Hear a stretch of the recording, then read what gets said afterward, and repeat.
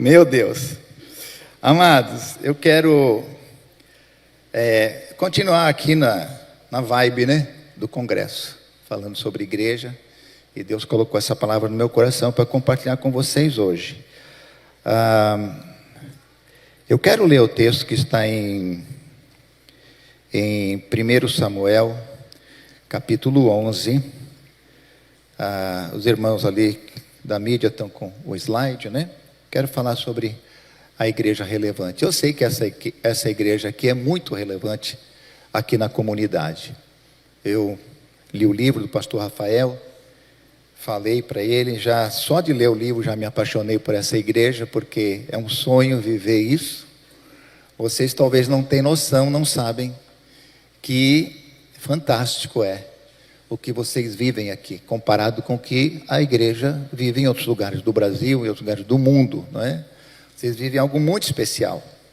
Mas por quê? Por conta dessa visão que Deus colocou no coração dos pastores e, claro, de cada um de vocês, no nosso coração também, não é? E falamos bastante sobre isso aqui durante o congresso, mas eu quero aqui compartilhar algo sobre esse tema com vocês. A igreja relevante, a igreja relevante. A igreja é relevante.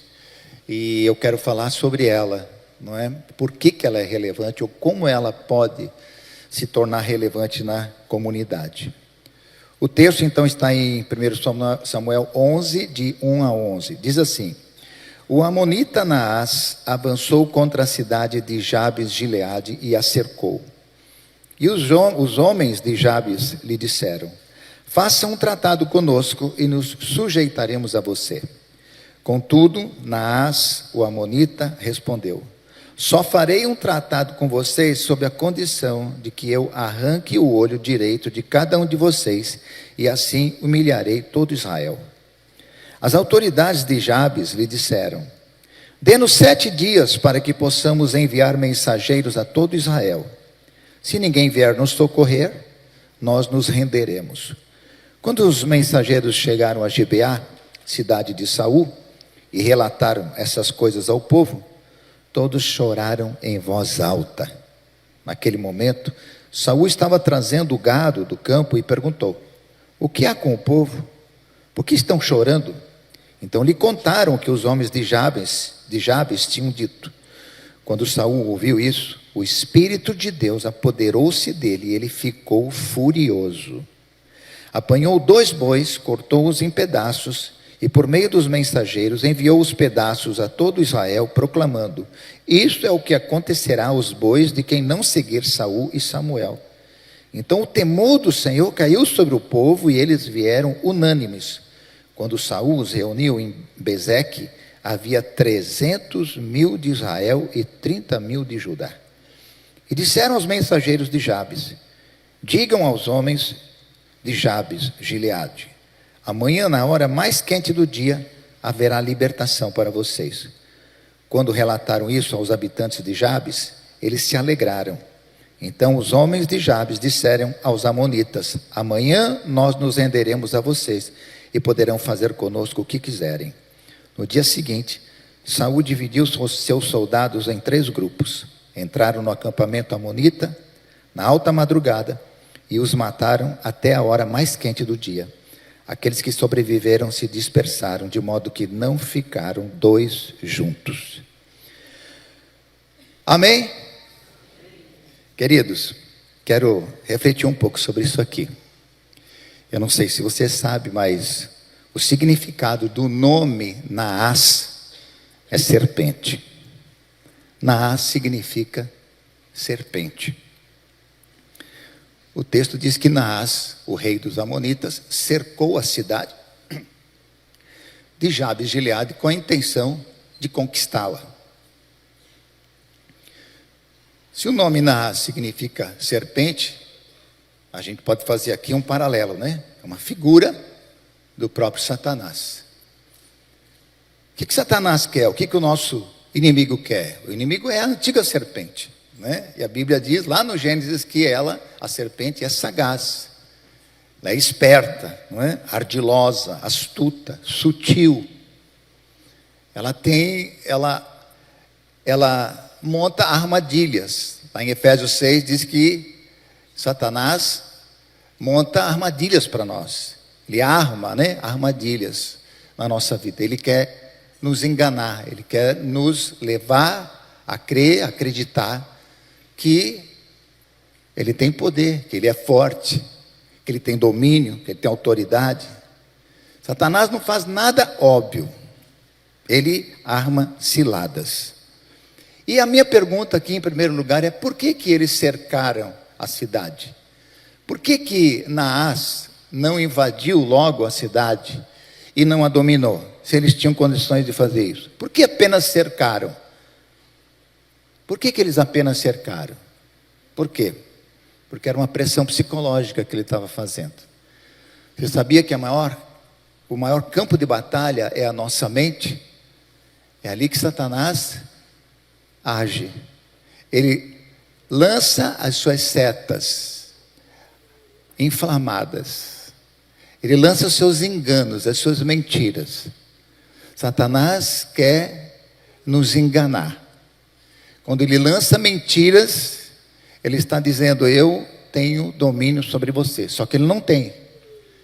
Ele tenta convencer a gente. O que Naás fez quando ele cercou a cidade? Qual é a intenção? Era intimidar. Nosso inimigo trabalha com a intimidação. E isso a gente muitas vezes não percebe. Isso é muito sutil.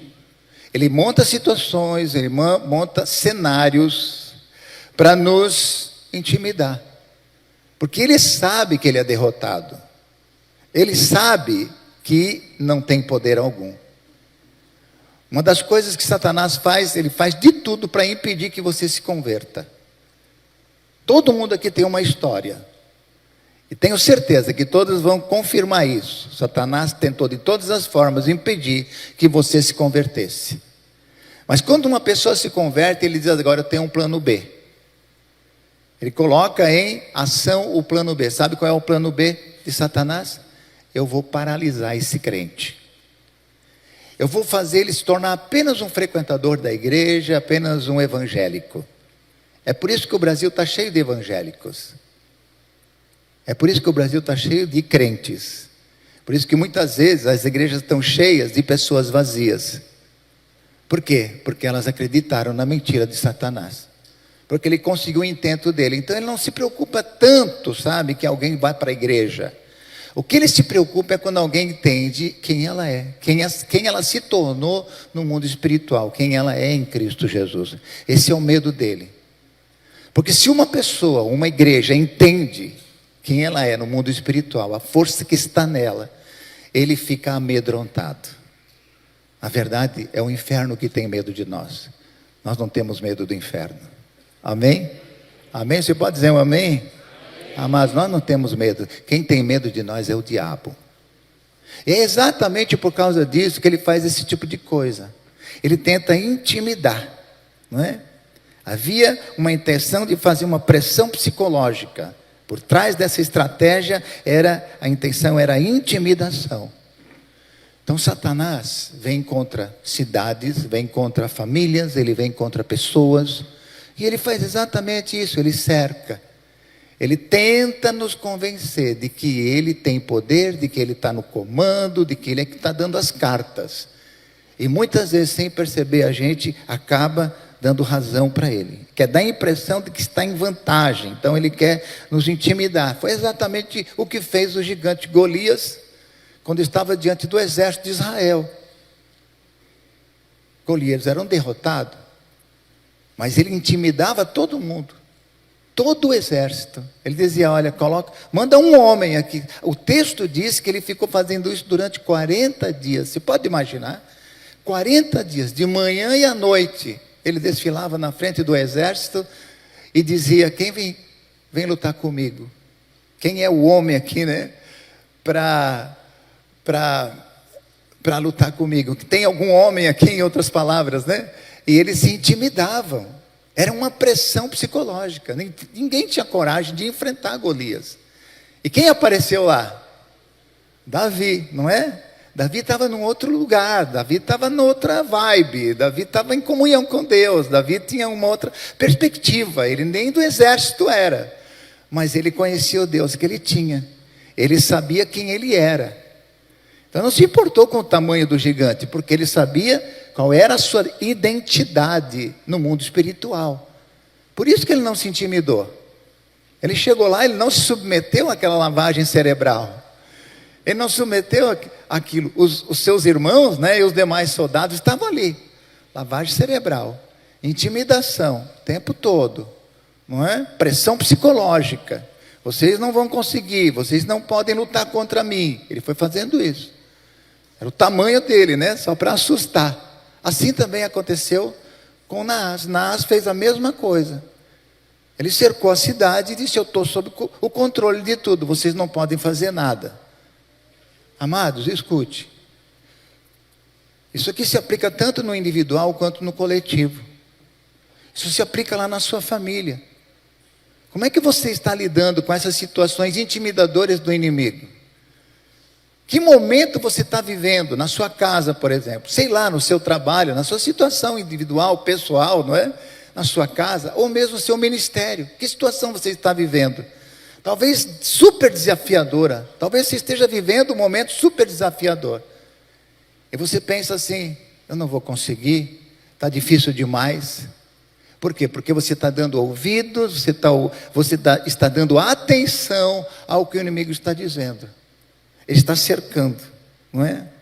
Então o que o inimigo, nosso inimigo, porque Satanás, você sabe que o nome Satanás significa adversário, né? O adversário de Deus é o nosso adversário. Então o nosso adversário quer, de todo jeito, forçar uma rendição, nos intimidando diante dos desafios. E essa pressão psicológica é direcionada à nossa autoestima. Todos nós, sem exceção, todos, em algum ponto da nossa vida, em algum momento, fomos atingidos na nossa autoestima. Você sabe que o pecado nos tornou órfãos, nos separou de Deus. Eu não sei como é a sua relação com o Pai Celestial. Eu tive dificuldade de ver Deus como Pai por algum tempo, porque o meu pai não foi uma boa referência para mim. Você sabe que a relação que a gente faz, né, com o nosso pai terreno a nossa relação com o nosso pai terreno reflete na nossa relação com o Pai Celestial. Durante muito tempo eu não conseguia ter intimidade com o Pai, porque o meu pai me decepcionou. Meu pai, enquanto esteve conosco na nossa casa, até os meus 9 anos de idade, ele era ausente. Era um homem que estava sempre fora de casa, viajava o tempo todo. Mas aos 9 anos, quando eu tinha 9 anos, nós somos 5 irmãos, quando eu tinha 9 anos, ele foi embora e abandonou a família. Então a imagem de pai era uma coisa muito negativa para mim. E quando eu nasci de novo, comecei a andar com Deus, foi algo muito real, mas eu não conseguia me achegar a Deus como pai. Isso afetou a minha autoestima. Eu era extremamente tímido, eu tinha problema sério de identidade.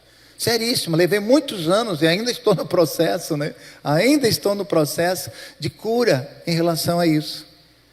Era difícil entender que eu sou uma pessoa amada pelo meu pai, que eu tenho uma identidade, que eu sou único, né? E eu sei que muita gente tem dificuldade nisso.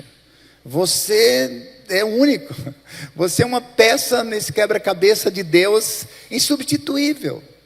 No reino de Deus não tem como alguém nos substituir, porque nós somos únicos. Você está aqui nesse mundo para resolver algum problema. Não sei se você já atentou para isso. Nós estamos aqui para completar alguma coisa. Se você não se encaixar naquilo que Deus tem para você, simplesmente não vai haver outro que vai encaixar nessa lacuna. É só você mesmo. Por isso que quando nós entramos nessa vida nova com Jesus, renascemos com Ele, o que primeiramente o Espírito nos mostra, quem nós somos e o que nós estamos fazendo aqui. Então você está fazendo algo aqui, Deus deu dons, talentos, habilidades, de acordo com a sua individualidade, para cumprir esse propósito. Propósito aqui é a glória de Deus, amém? É a glória de Deus, é encher a terra da glória de Deus. Todo mundo está aqui para isso. Mas como que a gente vai fazer isso é diferente, é de acordo com a identidade de cada um. Mas o que o diabo quer fazer? Ele quer ferir a nossa identidade, ele quer afetar a nossa autoestima, ele quer dizer, você não é nada, você não consegue, você não pode, ou então ele vai dizer, você pode só até aqui, mais que isso não. Por causa disso, disso e disso. Satanás tentou me frear muitas vezes. Eu vou dizer algo para vocês, eu sei que o que Deus faz na minha vida, fez até agora, é puro milagre, não tem nada a ver comigo mesmo, é Jesus na minha vida mesmo, é só o Senhor, porque eu considerando todo o meu passado, tudo que eu vivi, sempre o diabo tentou me paralisar, em todas as situações, mas o Senhor é maior, amém? O Espírito de Deus age de uma forma extraordinária. Você é uma pessoa muito preciosa, você é raro. Existe uma lei da economia que diz que o valor de um bem está relacionado à sua escassez ou à sua abundância. Você sabe disso, né? Quanto mais abundante um bem, mais barato é. Quanto mais escasso, mais caro ele é. Você não é escasso, você é único. Por isso o seu valor é infinito, você não tem como calcular. Você está entendendo essa palavra? Você está entendendo? Isso é forte, meu irmão. Você não é escasso, você é único. Por isso que no mundo espiritual você tem um valor fantástico, um valor incalculável. Mas como é difícil a gente entender isso, né? Porque Satanás lança tanta mentira, tanta mentira, tanta mentira. Ele faz tanta coisa ruim na nossa trajetória de vida, para que a gente não acredite nisso. Para que a gente se sinta sempre aquele coitado, aquele que não pode, que não consegue. Quem sou eu? Quem sou eu para chegar lá, para fazer algo? Era isso que ele estava fazendo com os homens de Jabes Gileade. Quando nós olhamos para nós mesmos, para os desafios, muitas vezes nós nos achamos incapazes. E aí nós nos rendemos, né? Trata-se de uma rendição velada, ou seja, nós continuamos a fazer tudo o que estamos fazendo, dando a impressão de que está tudo bem. No entanto, nós muitas vezes somos frustrados porque nós não alcançamos aquilo que nós gostaríamos e nós nos rendemos às circunstâncias. Tentamos passar a imagem, né, de uma pessoa de fé, mas a nossa prática é uma rotina religiosa, uma mesmice sem propósito. E isso é muito sério. A gente precisa acordar para isso. Muitas vezes nós pensamos, né, que a gente faz muito esforço e as pessoas não dão o retorno, não nos consideram, não nos reconhecem. O investimento que nós fazemos na vida das pessoas, muitas vezes a gente não vê o fruto, não vê o resultado e fica frustrado com tudo isso. E isso é uma guerra na mente. Vai enfraquecendo a nossa fé, a ponto de não estarmos mais dispostos a lutar, como aconteceu com aquele povo de Jabes Gileade. Eles simplesmente ficaram sem ação, eles não reagiram quando eles foram cercados pelo inimigo. Sabe uma coisa que é importante enfatizar aqui, amados?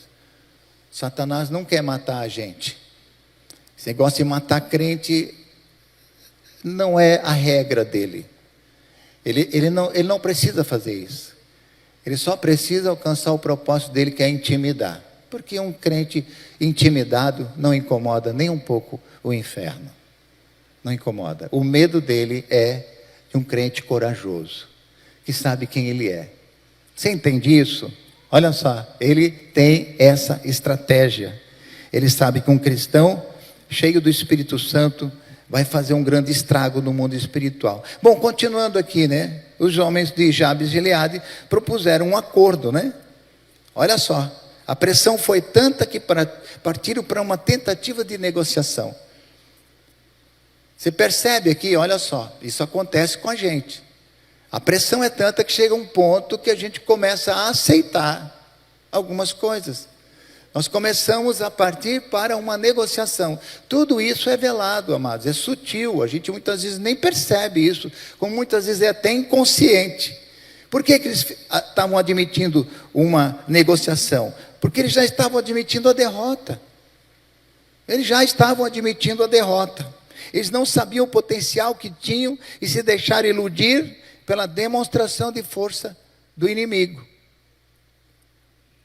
Quando a gente começa a se convencer das mentiras de Satanás, a gente começa a pensar assim, não, vamos fazer um acordo. Eu acho que tem um jeito de não ser assim, né? Eu não preciso necessariamente confrontar o meu inimigo. Eu posso continuar sendo um crente, eu estou salvo, eu vou para o céu, isso basta. Mas não é assim. Não, Deus não chamou a gente para ir para o céu. Amém? Você não é chamado para ir para o céu. Você é chamado para um propósito. Você é chamado para um projeto de vida. Como consequência, você vai para o céu. Amém? Alguém está entendendo essa palavra aqui? Tem gente que acha que foi chamado para ir para o céu. Amados, nós temos algo para fazer aqui. Quando você foi batizado, tudo começou. Ok, se o objetivo é ir para o céu, então devia ser batizado já e vai direto para o céu, não é? Já afoga na água do batismo mesmo, né? Já vai lá, sepulta ele, está afogado, então já vai para o céu. Não, amados, ali tudo começa, amém? É o começo de tudo. Então você começa um projeto de vida. Deus chamou você para um propósito nesse mundo. Como consequência, você vai para o céu. Mas a gente muitas vezes começa a aceitar isso. Vamos deixar assim, não vamos mexer muito, deixa para lá, né? Então, olha só, até então eles não tinham sofrido nenhum ataque, mas eles já estavam se entregando. E é isso que Satanás quer, que você se entregue, né? Ele quer um acordo, ele não quer o confronto. Eu falei isso aqui na quinta-feira. Quem quer confronto somos nós. O inferno não quer confronto, ele quer paz. O diabo não quer guerra, ele quer paz. Quem quer guerra somos nós. Nós é que somos agressivos. Na verdade, nós é que invadimos o inferno para tirar as pessoas de lá, amém? Você está entendendo isso? Nós não somos aqui na defensiva, nós temos armadura, é verdade, mas Deus nos deu armas também. Deus nos deu espada, a espada do Espírito, amém? E nós vamos lutar e vamos agredir o inimigo. É nós que tomamos a iniciativa contra o inferno. Tem muitos irmãos, né, que parece que a vida deles é ficar se defendendo das setas, né? Das lanças do inimigo. E aí ele se contenta com isso. Amado, não se contente com isso. Contente-se em invadir o território do inimigo. E ver que Deus usa você e o poder de Deus está em você para tirar as pessoas do inferno. Isso é que tem que nos alegrar. É isso que tem que de fato nos mover, não é? Então, sem saber, muitos líderes fazem um acordo, muitas pessoas fazem um acordo com a serpente ao se conformarem, se acomodarem, se amoldarem aos decretos de morte, à cultura e à mentira de que nós somos incapazes de ir além daquilo que nós estamos vivendo. Muitos líderes se rendem ao determinismo. Eles dizem assim, é assim mesmo, né? Jesus está para voltar, o mundo está corrompido, e o que a gente pode fazer? Vamos só esperar a vinda de Jesus. E acham que é assim, é desse jeito. Perderam a fé de mudar uma história de uma cidade, de um país. Então ele quer nos forçar a um acordo. O que Satanás quer? Vamos viver em harmonia. Vocês não mexem comigo e eu não mexo com você, não é? Eu não sei aqui, mas eu já vi muitas pessoas falando assim, eu não vou entrar nessa guerra, porque depois que eu entro nessa guerra tem retaliação. Eu já passei por isso e eu não quero passar de novo. O cara não entendeu nada. O que Jesus falou? Eu dei para vocês poder para pisar serpentes e escorpiões e todo o poder do inimigo. Amém? Vocês estão comigo? E nada absolutamente vos causará dano. Quem lembra desse texto? Que está em Lucas 10. Eu vos dei autoridade para pisar serpentes e escorpiões e todo o poder do inimigo, e nada absolutamente vos causará dano. Quem acredita no que Jesus diz? Jesus fala a verdade, não fala? E ele falou que nada vai te causar dano. Se você entrar nessa guerra, há uma promessa de Jesus, dizendo, nada absolutamente vai causar dano. Mas sabe o que o diabo quer nos convencer? Não entra nessa guerra. Não entra nessa guerra porque eu vou retalhar. Eu vou trazer problema para a sua família. Eu vou entrar na tua casa. Eu vou aloprar a tua vida. É isso que ele quer fazer. E tem muito crente que acredita nisso. Não, não vou. Eu vou só até aqui, mais que isso eu não vou. Amados, Deus nos chama para essa batalha, porque nós somos o único povo na face da terra que pode enfrentar o inimigo. Ninguém mais. O único reduto na face da terra que pode resistir ao sistema do anticristo somos nós. Ninguém mais. E o poder está em nós. A palavra de Deus diz: eu dei poder para vocês. E receberão poder, o dunamis do Espírito Santo. E vocês serão minhas testemunhas, tanto em Jerusalém como em toda a Judéia e Samaria e até os confins da terra. Você crê nisso? O dunamis está em você. Quem você é no mundo espiritual? Qual é a sua identidade? Então, uma coisa interessante, até lembrando aqui, né, sobre esse assunto, né? Quando o povo de Israel estava no Egito, o que aconteceu lá? Eles começaram a crescer, começaram a multiplicar, começaram a encher a terra do Egito. A Bíblia diz que a terra do Egito começou a se encher dos filhos de Israel. Os hebreus começaram a tomar a terra. Olha só, antes disso acontecer, havia uma boa convivência entre o faraó, e o povo de Israel, o povo hebreu.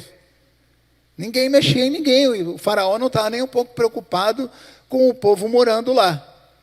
Acontece que esse povo começou a crescer, e começou a tomar o território, e isso incomodou o faraó.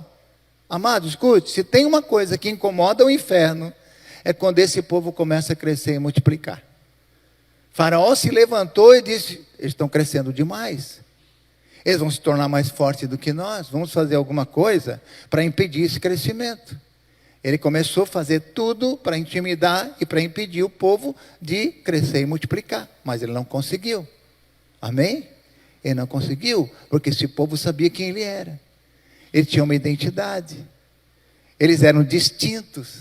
Eles não se misturavam. Eles faziam um contraste. E eles continuaram crescendo e multiplicando. E Deus foi com eles, né? Você conhece o resto da história. Estamos aqui por causa disso. Amados, o que incomoda o inferno é quando ele vê que esse povo sabe quem ele é.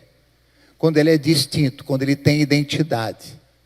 Quando ele entende que ele pode assumir os lugares, assumir os territórios. Aí sim, né, se deflagra uma guerra.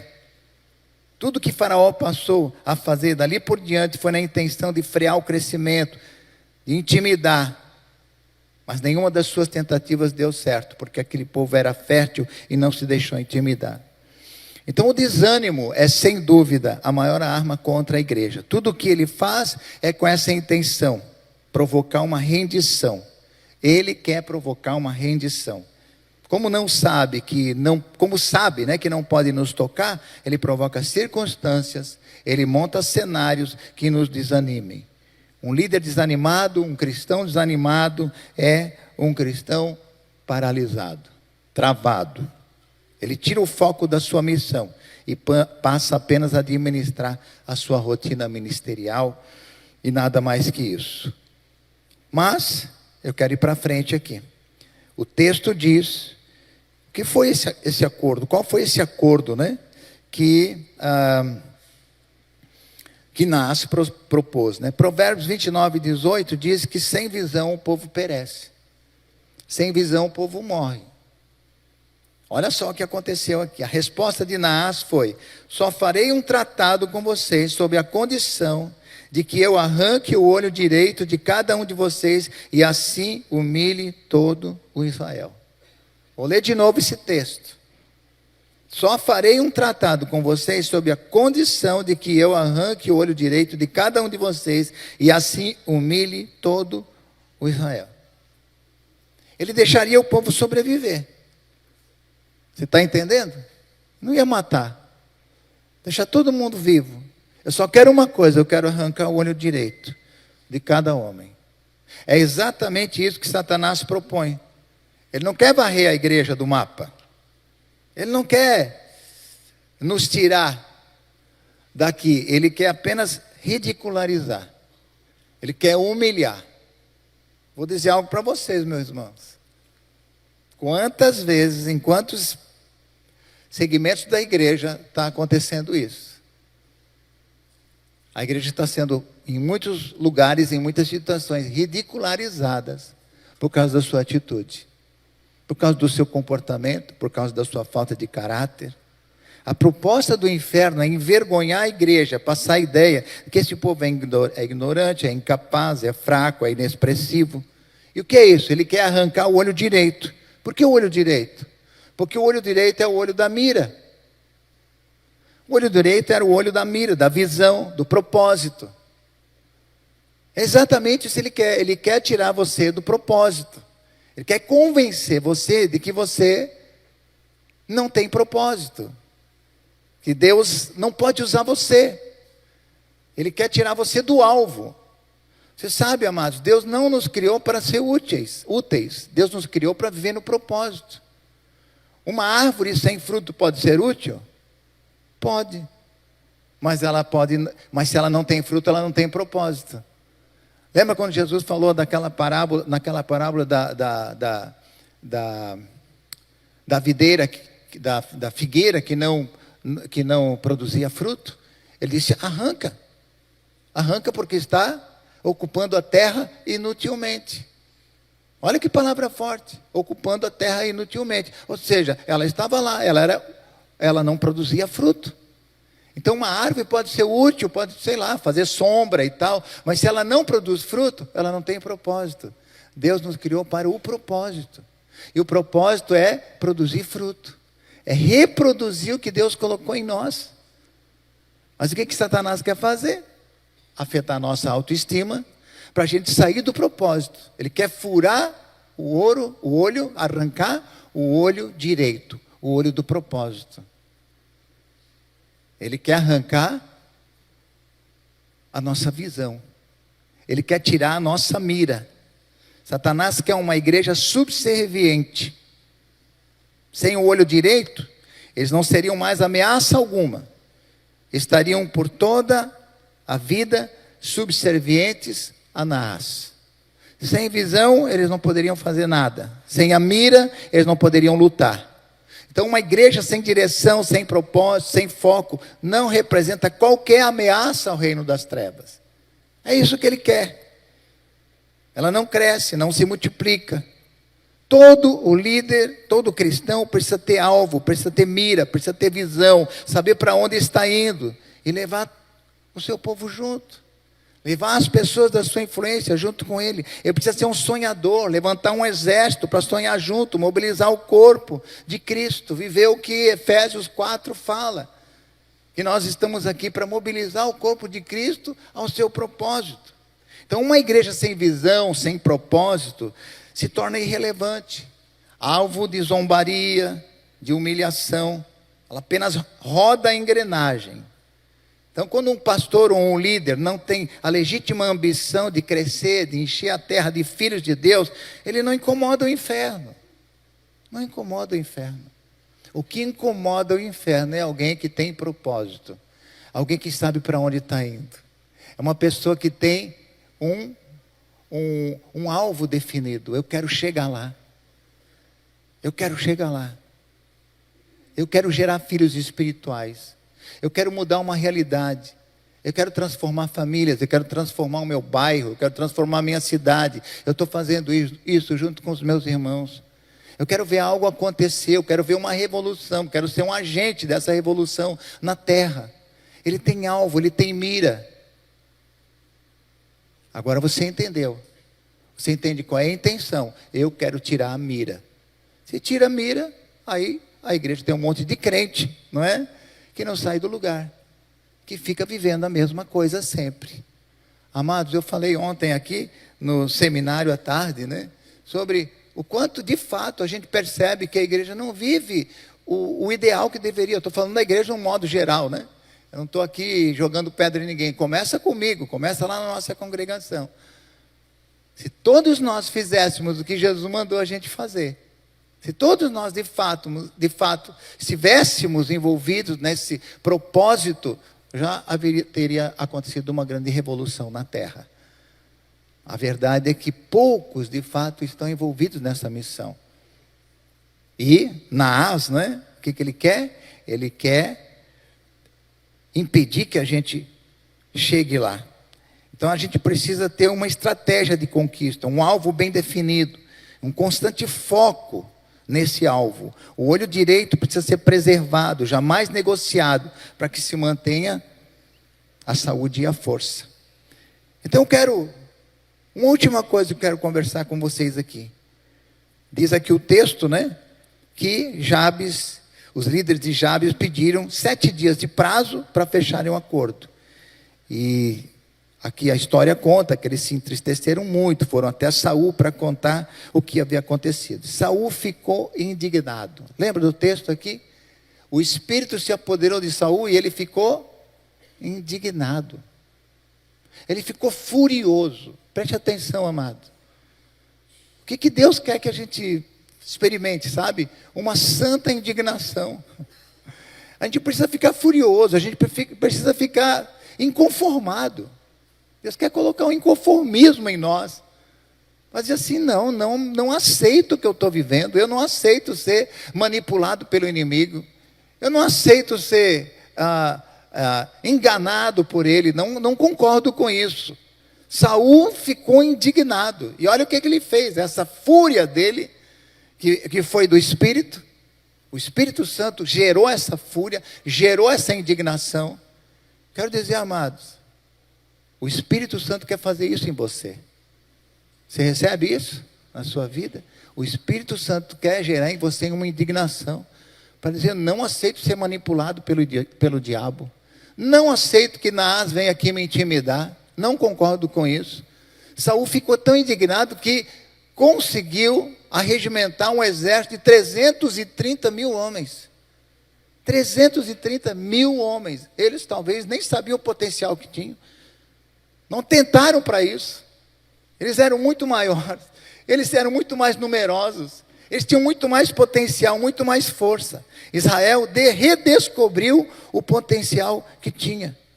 O texto diz que Amon foi vergonhosamente derrotado.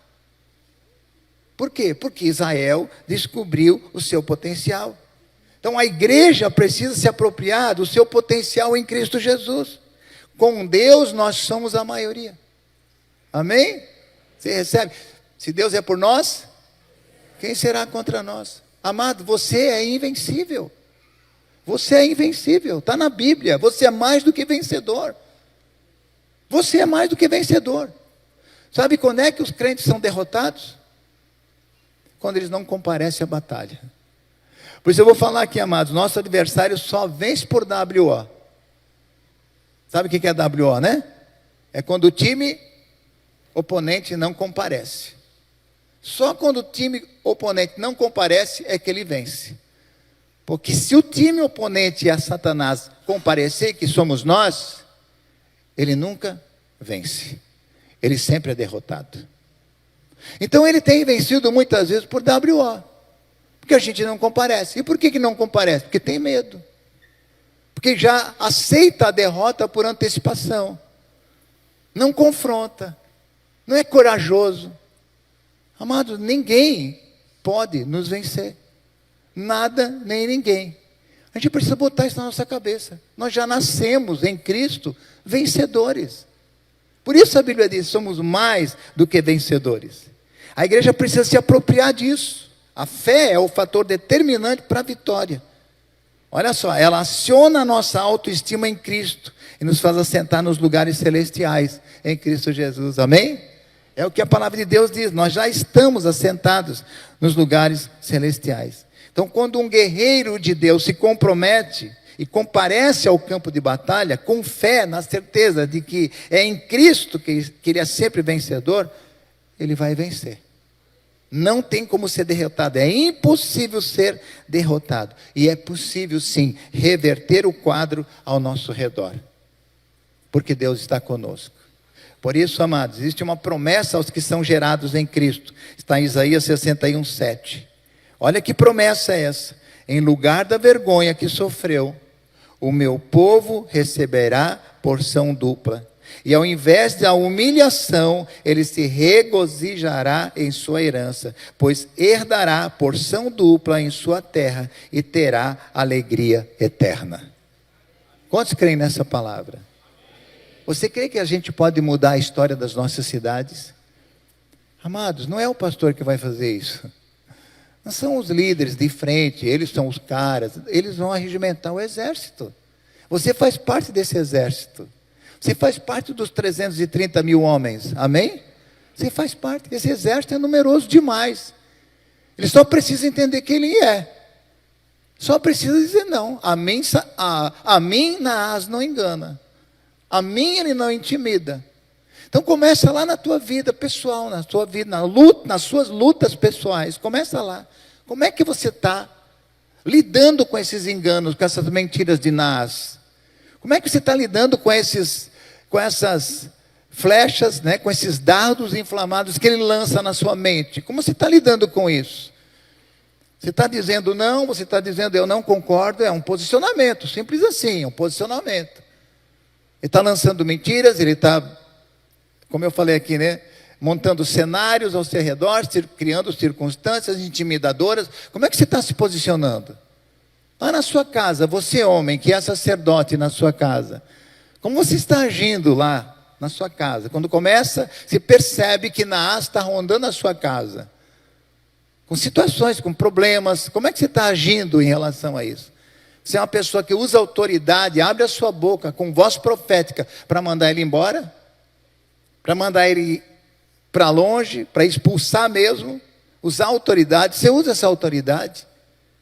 Como é que você faz isso na sua casa? É um exemplo que eu estou dando, apenas um exemplo. Na sua vida pessoal mesmo. Você está vencendo as tentações, você está guerreando contra Naás. Naás está dizendo assim para você, você não vai conseguir vencer esse pecado. Isso está em você, você vai levar até o resto da sua vida. Você não vai conseguir vencer essa tentação. Ele está lançando essa mentira, essa intimidação, ele quer intimidar. Porque quando você não consegue vencer um pecado, você é uma pessoa tímida, você não é ousado no seu ministério. Você até faz, mas não faz com ousadia. Porque o diabo fica todo o tempo acusando você, dizendo, quem é você? Eu sei quem você é. Eu sei o que você faz quando você está sozinho. E ele fica lançando mentiras, lançando intimidação. Quantos crentes estão intimidados por causa disso? Porque não sabem que podem vencer qualquer batalha. Amado, você pode vencer as tentações em todos os níveis. Você crê nisso? Você crê nisso? Como é que está teu casamento? Tem muitos casais que não vivem legal. Eles mostram a aparência, né, de que está tudo bem, mas eles não estão bem. E Satanás fica lançando, quem é você? Ele fica lançando acusações, ele intimida você. Quem é você para ser um líder de célula? Não é? Quem é você para estar ensinando alguma coisa para alguém?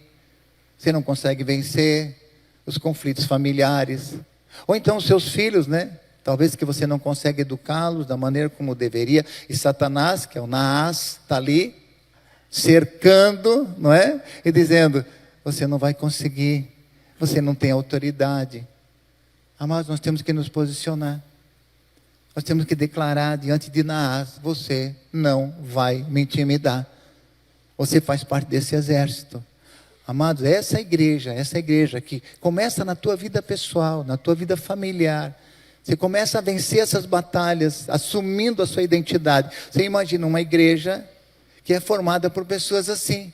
Elas conhecem a sua identidade, elas sabem que Naás não tem qualquer poder sobre ele. Vem sobre essa pessoa, vem sobre você, sobre mim, sobre nós, essa indignação do Espírito Santo para dizer, eu não aceito isso. Você aceita a enfermidade na sua vida? Você está aceitando a enfermidade? Ou você está declarando em nome de Jesus, vai embora da minha vida, eu repreendo essa enfermidade. Eu não aceito essa enfermidade. Você está cuidando do seu corpo da maneira como deveria, para que essas enfermidades não lhe ataquem? Você usa essa autoridade? Você usa essa fé e isso é uma constante ou é em momentos apenas esporádicos? Isso é estilo de vida. Amados, isso tem que se tornar estilo de vida. Um rapaz da nossa igreja, um tempo atrás, ele sofreu uma lesão no joelho. Ele era jogador de futebol. E por conta dessa lesão, ele teve que se afastar do futebol e ele estava aguardando uma cirurgia pelo SUS, e isso demora. Ele estava com 3 lesões no joelho. Ele tinha feito de tudo e só tinha um jeito, era a cirurgia. Não sei qual era o problema que ele tinha no joelho exatamente, não posso dizer aqui. Mas ele chegou um dia no culto.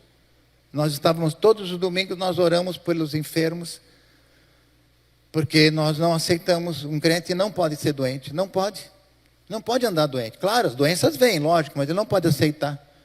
Sabe aquele crente que diz, é meu reumatismo, ele já chama de meu, né? A minha diabetes, chama para ele, é a diabetes dele, então ele vai ficar com ela, não é? Porque ele chama ela para si mesmo, não é? E esse rapaz um dia estava aí, por isso todo culto a gente faz isso, todo culto a gente ministra sobre cura, e a gente diz, você não vai sair daqui doente, porque se você entrou aqui, Jesus está aqui, onde Jesus está presente tem cura, amém? E a gente faz isso muito, tenta, transmitir isso para as pessoas. Esse rapaz jovem estava num culto, e naquele dia eu orei por cura, não é porque era eu, por favor, né? Meu Deus do céu, só estou falando que eu orei naquele dia eu disse, você vai consagrar as suas mãos agora. E nós consagramos as mãos, agora você vai colocar a sua mão em cima da enfermidade. Ele disse, hoje eu vou ser curado. Ele falou para ele mesmo. Veio uma indignação, sabe? Uma santa indignação, uma fúria contra o Naás. Eu não aceito mais, isso aqui é uma intimidação. Em outras palavras, ele disse, hoje eu vou sair daqui curado. E ele colocou as mãos no joelho, enquanto nós orávamos, que nós oramos juntos. É a igreja orando, amém? Quando 2 ou mais concordarem acerca de qualquer coisa, não é a oração do ungidão, é a oração da igreja em concordância, quando todos concordam, todos dizem amém, amém? Tudo aquilo que vocês ligarem na terra terá sido ligado no céu, que tiverem desligado, que desligarem na terra terá sido desligado no céu, autoridade da igreja, amados. E a gente faz essa oração, e ele colocou a mão sobre o joelho, enquanto estávamos orando todos juntos, ele sentiu 3 estralos no joelho. Exatamente o número das lesões que ele tinha, eram 3. Ele sentiu 3 estralos. E ele já ficou alerta, né? Uau, ele creu que ele seria curado. Mas aí o culto passou, terminou o culto, ele naquela, né? Saiu e foi buscar o filho dele no ministério infantil e subiu as escadas correndo. Coisa que ele não conseguia fazer mais. Subiu as escadas correndo. Ele não quis precipitar. Não quis falar assim nada para ninguém, para não se precipitar. Ele queria ter certeza mesmo que ele estava curado, mas ele começou a ficar tão entusiasmado, ele chegou em casa, ele disse, pai, eu acho que eu fui curado, eu criei, eu escutei 3 estralos, ele falando sobre o que aconteceu, e ele não sentia mais dor nenhuma, ele estava conseguindo fazer as coisas todas. Ele pensou assim, eu vou fazer os exames para eu ter certeza. Ele fez os exames e tirou a radiografia. Não tinha uma lesão mais, ele foi 100% curado. 100% curado. Sabe por quê? Porque ele disse, Naás não vai me controlar. Naás não vai me enganar. Em outras palavras, né, eu estou dizendo, não que ele tenha usado esse texto, né, mas no mundo espiritual ele disse, eu não aceito mais essa enfermidade. E ele foi 100% curado e mostrou, inclusive, no telão, está aqui, ele mostrou a radiografia, como era o joelho antes, e depois como estava. Quando ele chegou no médico, o médico ficou impressionado, disse, o que aconteceu? Onde você fez a cirurgia? Ele disse, eu não fiz cirurgia, quem fez foi Jesus. Que testemunho tremendo, não é, gente? Isso acontece tanto. Com quem? Com quem fica indignado, entendeu? Você está entendendo? Por que algumas pessoas não experimentam esse sobrenatural? Porque elas estão subservientes a Naás. Então, amado, na sua célula, com as pessoas, com seus parentes, por que eles não se converteram ainda? Porque a gente se conforma e acaba fazendo um acordo, sabe? O Naás vai lá e propõe um acordo. Eu vou arrancar o teu olho. É o olho da mira. E a gente não tem mais mira, entendeu? A gente para de orar por aquela pessoa. A gente desiste de orar. Ele arrancou o olho da mira, arrancou o olho do propósito, da visão. Você está entendendo o que eu estou falando? E a gente se conforma, deixa assim mesmo, fica num acordo com ele. É um acordo. A gente nem percebe que é um acordo. Você não mexe comigo, eu não mexo com você. Pronto, está tudo certo. Mas eu quero dar uma última palavra. Está aqui o texto. Está aqui. Acabamos de ler aqui. Em lugar da vergonha que sofreu, o meu povo receberá porção dupla. Quem recebe essa palavra? Olha aqui, ao invés da humilhação, ele se regozijará em sua herança, pois herdarão porção dupla em sua terra e terá alegria eterna. Eu tomo posse dessa palavra em nome de Jesus. Nós podemos mudar a história, amado. Deus pode e quer mudar a história da tua vida, da tua família, da tua descendência. Deus pode e quer mudar a história da tua cidade. Eu creio nisso. Eu tenho um sonho para minha cidade lá em Blumenau. Eu quero ver minha cidade rendida aos pés do Senhor. Se alguém achar que isso é loucura, o problema é dele. Eu creio que isso é possível. Eu luto por isso, vou morrer lutando essa luta, guerreando essa guerra. Não me conformo e não faço acordo com Naás. Não faço acordo. Não me dobro. Não aceito que ele domine. Muitas vezes ele tentou me intimidar, mas ele não conseguiu. Na minha autoestima, começou desde que eu nasci. Desde que eu nasci, ele foi trabalhando com a intenção de me travar, de me paralisar. Durante muito tempo ele conseguiu isso, mas um dia eu acordei. Eu disse, eu não aceito mais que ele faça isso comigo. Amado, Deus quer hoje te levantar, amém? Deus quer te despertar hoje. Mas como ele vai fazer? Vai colocar uma ira no seu coração. Uau! Uma ira, vocês sabem que sentido, né? Aquela que ele deu para Saul. Ele ficou furioso. O quê? Assim como Davi, né? Olhou para o gigante. Quem é esse cara? Quem é esse incircunciso para afrontar o exército do Deus vivo? Ele ficou indignado.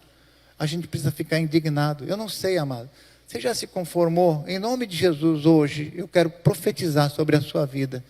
Virá sobre você aquilo que veio sobre Saul. A mesma indignação, a mesma fúria, para dizer, chega. Naás não vai mais me intimidar. Nem a mim, nem a minha família, meu casamento, minha casa, meus filhos, minha célula, o ministério que Deus tem para mim, reservado, preparado, planejado, ele não vai mais me frear. Em nome de Jesus. Quantos aceitam essa palavra hoje? Você aceita essa palavra? Eu não sei se vocês chegaram a cantar um cântico antigo que dizia assim, ó, o Senhor está levantando um grande exército. Lembra desse? Um povo de guerra capaz de vencer o inimigo. Ele já preparou para nós todo o seu armamento, que nos capacita a vencer sobre terra e céu. Nossa luta, na verdade, não é contra carne ou sangue, mas contra principados e dominadores do mal. E ele não será derrotado pelo inimigo. Toda obra contra a igreja irá perecer. No último dia o Senhor virá. Virá para reinar com aqueles que viveram em guerras, que gastaram seus dias servindo a Deus, fazendo em tudo a vontade do Pai. A maioria não conhece aqui, né? Não cantou junto, não é? Mas que letra poderosa é essa, né? E esse povo não será derrotado pelo inimigo. Toda obra contra a igreja irá perecer. No último dia o Senhor virá. Virá para reinar com aqueles que viveram em guerras, que gastaram seus dias servindo a Deus, fazendo em tudo a vontade do Pai. Uau! Somos nós, amados. Em lugar de vergonha, eu vou dar para vocês o quê? Dupla honra. Dupla honra, em nome de Jesus. Hoje eu quero profetizar, vai cessar a vergonha na tua vida. O diabo não vai mais te envergonhar, nem te humilhar, porque hoje está nascendo um guerreiro. E hoje está nascendo um Saul, amém? Um Saul aqui, ó, indignado, dizendo, eu sou mais do que vencedor. Eu sei o potencial que está em mim. Eu, em Cristo Jesus, sou mais que vencedor. Maior é aquele que está em nós do que aquele que está no mundo. Mais são os que estão conosco do que os que estão com eles. Se você crê, fique de pé agora.